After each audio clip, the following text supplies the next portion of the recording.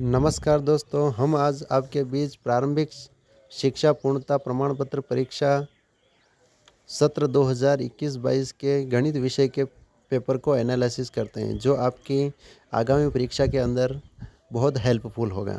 ठीक है, तो अपन बिना समय गवाए पहला क्वेश्चन लेते हैं। निम्न वस्तुनिष्ठ प्रश्नों के उत्तर दीजिए। ठीक है, और इसी के अंदर जो पहला क्वेश्चन है अपना, वो है a/b का योज्य प्रतिलोम है। कहने का मतलब ये है कि इन चारों ही ऑप्शन में ऐसा ऑप्शन चुनना है कि a/b को के सामने वो रखा जाए तो उसका जो हल है वो ज़ीरो हो जाए। ठीक है, तो वो यही आंसर होगा। अब 1/b के अगर -a/b करेंगे तो उसका आंसर क्या हो जाएगा, आपका ज़ीरो हो जाएगा। तो ऑप्शन 20 आपका सही हो है। ठीक है, इसी के साथ आपका दूसरा क्वेश्चन है 3x = 21 में x का मान है।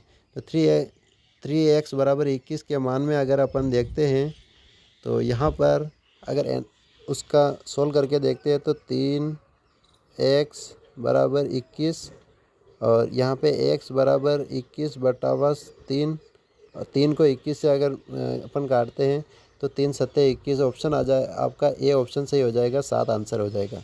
ठीक है, इसी के साथ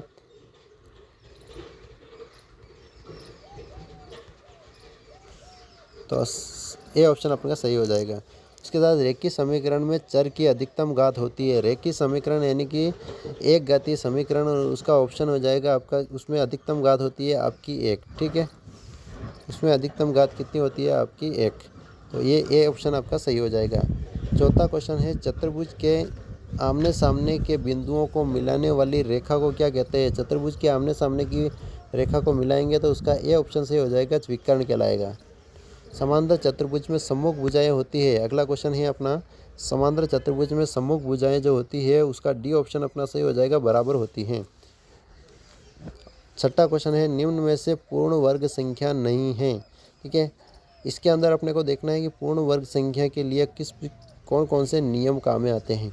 तो पहला जो नियम होता है वो होता है आपका कि कभी भी किसी भी संख्या के अंत में यदि 2, 3, 7, 8 है तो वह कभी भी पूर्ण वर्ग संख्या नहीं है। लेकिन इसमें चारों ही ऑप्शन के अंदर न तो 2 है, न 3 है, न 7 है, न 8 है।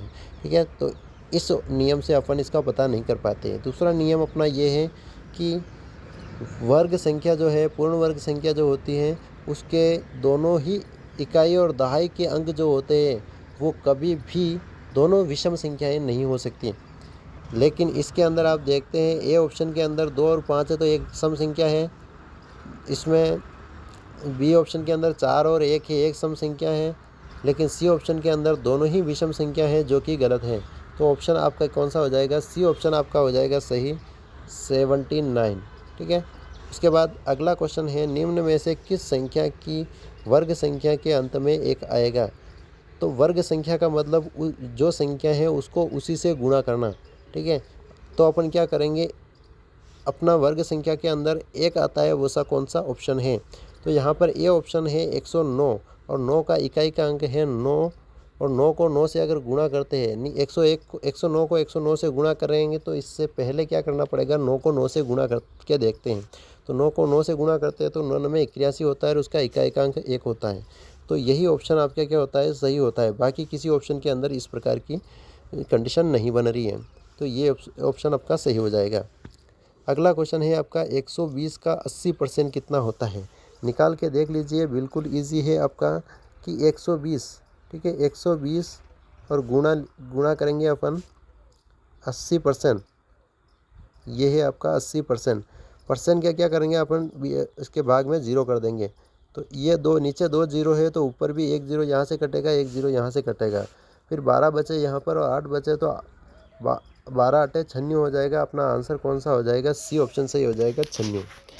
उसके बाद अपन अगला क्वेश्चन अगर देखते हैं तो वो होता है आपका त्रिभुज के तीनों कोणों का योग होता है। और त्रिभुज के तीनों कोणों का योग अपने को पता होता है कि बी ऑप्शन जो सही है आपका 180 होता है।